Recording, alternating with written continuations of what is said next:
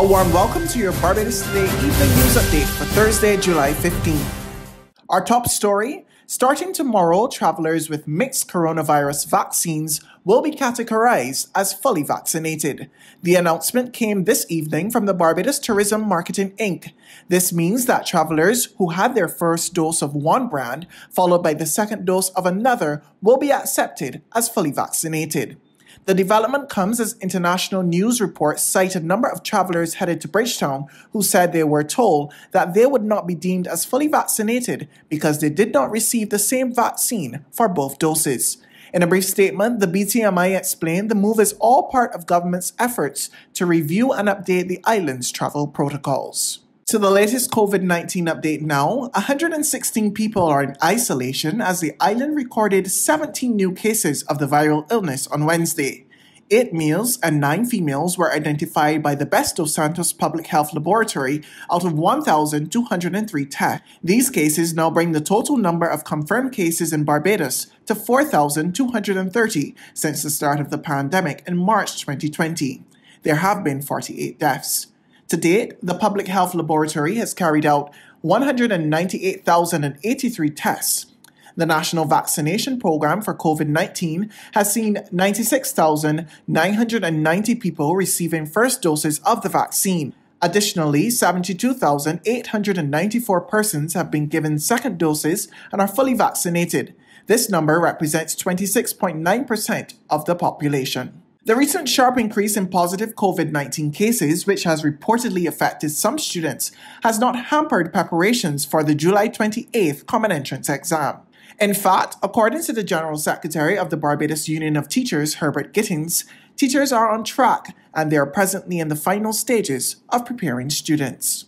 From my point of view and the union's point of view, we were of the view that the exam could have been done earlier.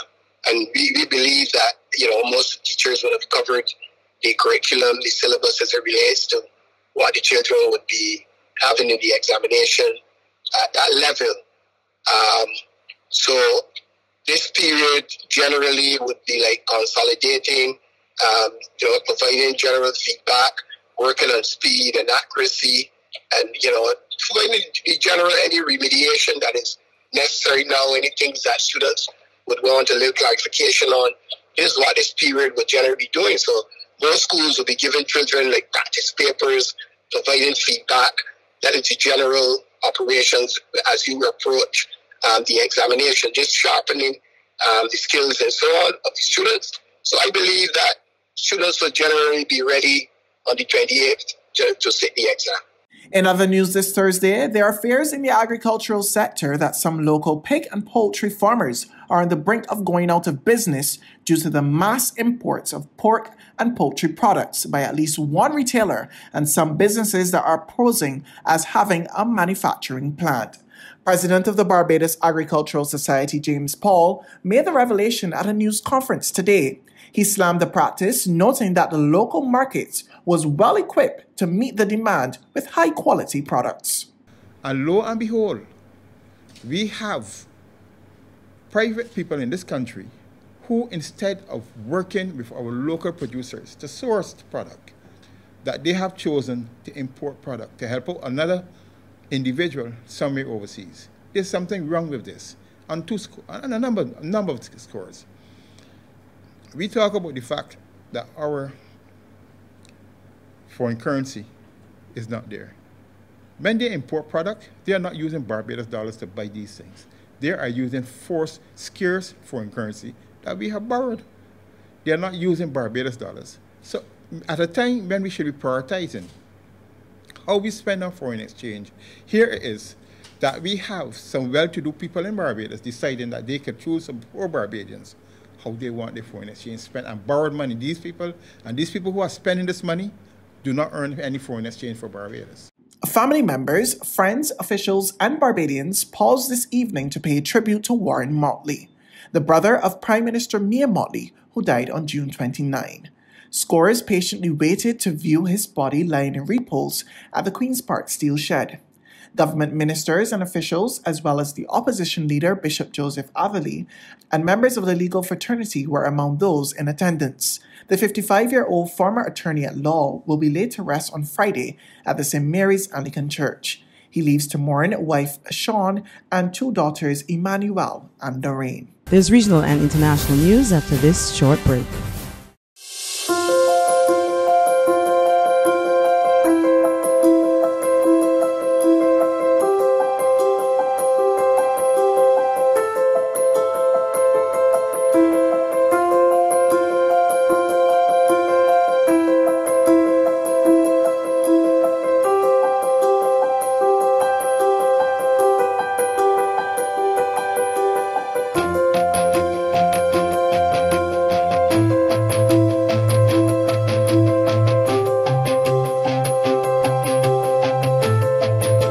Barbados Today, news you can trust. To regional news, Guyana has seen an 18.7% drop in serious crime, and Acting Commissioner of Police Nigel Hoppy is pleased. Indeed, when the police have no direct control of crime, no effort is made to exercise crime control, and utilizing methods of prevention and detection of crime. That was Police Commissioner Acting Nigel Hoppy while addressing ranks at the Guyana Police Force annual award ceremony on Thursday. The media was not invited to the event this year, making it the first time this has happened in decades. The top cop, in a release issued by the Public Relations Unit of the force, noted that robbery on the arms decreased by 36.3%, while there is a 16.7% decrease in murder. A total of 65 murders were reported up to June this year when compared to 78 for the same period last year.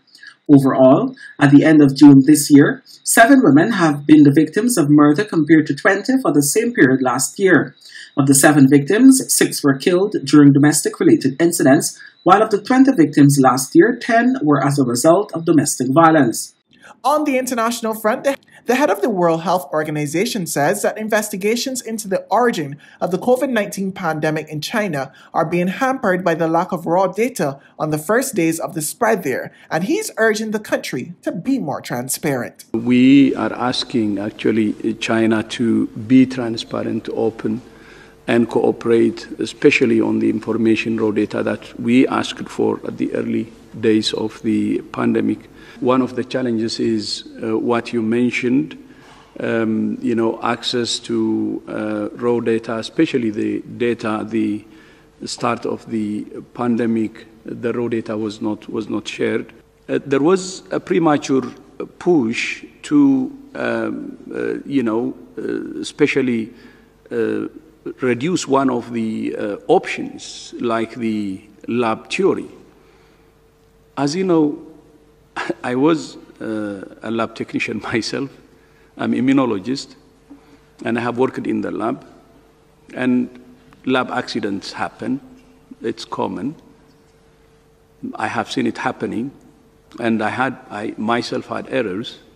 So it can happen, and we need information, direct information on what the situation of these labs was before and at the start of the pandemic.